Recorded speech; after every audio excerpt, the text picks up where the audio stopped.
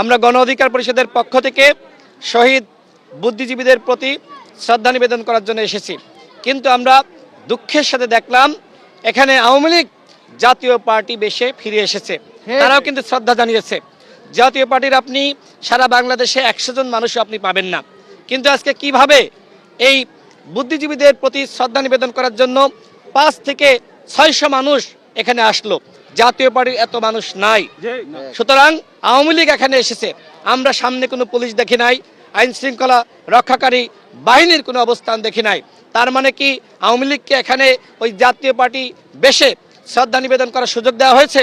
এর আগে আমরা দেখেছিলাম জিএম কাদের বলেছিল, যদি আওয়ামী লীগের কেউ জাতীয় পার্টির সমাবেশে আসে আমাদের করার কিছু নাই।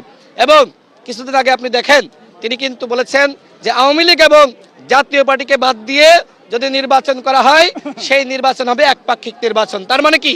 তার মানে আজকে আওয়ামী লীগ জাতীয় পার্টি বেশে ফিরে আসছে। আজকে এই বুদ্ধিজীবীদের প্রতি সম্মান জানানোর নামে তারা কিন্তু তাদের সাংগঠনিক কার্যক্রম নতুনভাবে শুরু করার একটি চক্রান্ত শুরু করেছে। আমরা সরকারকে বলবো, আগামী নির্বাচনে আওয়ামী লীগ জাতীয় পার্টি সহ 14 দলের যারা গণহত্যার দোষর কেউ নির্বাচনে অংশ নিতে পারবে না। এবং অবশ্যই আওয়ামী লীগ জাতীয় পার্টি সহ যারা বাংলাদেশের গণতন্ত্র ধ্বংস করেছে তাদেরকে আইন করে নিষিদ্ধ করতে হবে। অন্যথায় আমাদের 2000 শহীদ এবং 30,000 যোদ্ধা যারা এখনো পর্যন্ত আহত হাসপাতালের বিছানায় কাতরাচ্ছে তাদের সাথে বেইমানি করা হবে। আওয়ামী লীগ এবং জাতীয় পার্টি শহীদ বুদ্ধিজীবী দিবসে স্মৃতিসৌধে আসা কি এটা শহীদদের প্রতি অবমাননা মনে করছেন? অবশ্যই অবমাননা।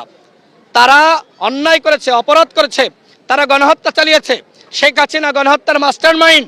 সুতরাং বিচারের আগে যদি আওয়ামী লীগ এখানে তাদের সাংগঠনিক কার্যক্রম পরিচালনা করে শ্রদ্ধা নিবেদন করতে আসে, তাহলে যেমনিভাবে 71-এর শহীদদের সাথে বেইমানি করা হবে, ঠিক একইভাবে 24-এর শহীদদের সাথে বেইমানি করা হবে। সুতরাং আজকে এই শ্রদ্ধা নিবেদনের নামে তারা যদি ফিরে আসে এটি আমরা মানব না। আমরা মনে করি আওয়ামী লীগের প্রেতাত্মারা বাংলাদেশে রাজনীতি করার সম্পূর্ণ অধিকার হারিয়েছে, কারণ তারা গণহত্যা চালিয়েছে। আপনি শহীদদের দেখেন, শহীদের পরিবারের আহাজারি, আপনি আহত যোদ্ধাদের দেখেন তারা কত কষ্টে রয়েছে। সুতরাং এই মানুষদের সাথে বেইমানি করে আমরা আওয়ামী লীগের সাথে কোনোভাবে আপোষ করতে পারি না।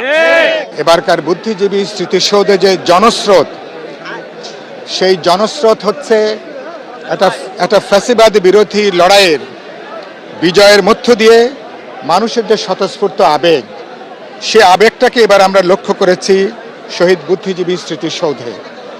অর্থাৎ একটা ফ্যাসিবাদ বিরোধী লড়াইয়ে একটা ফ্যাসিবাদকে বিদায় দেবার পরে যে মানুষরা শহীদ হয়েছে, আমাদের 1971-এর আমাদের শহীদ বুদ্ধিজীবীদের তাদের যে আত্মদান এবং 2024-এর ছাত্র শ্রমিক জনতার যে শাহাদাত বরণ, একটাই ছিল বার্তা যে আমরা দেশে কোনো ফ্যাসিবাদী দুঃশাসন দেখতে চাই না।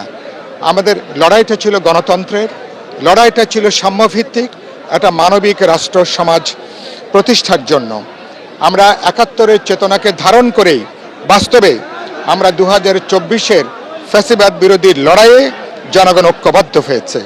আজকের এই দিনের শপথটা হবে যে আমরা আমাদের 72-এ যেভাবে স্বপ্ন দুঃস্বপ্নে পরিণত হয়েছিল, আমাদের 90-তে এরশাদ বিরোধী আন্দোলনের যে প্রত্যাশা সেটাও প্রতারিত হয়েছিল।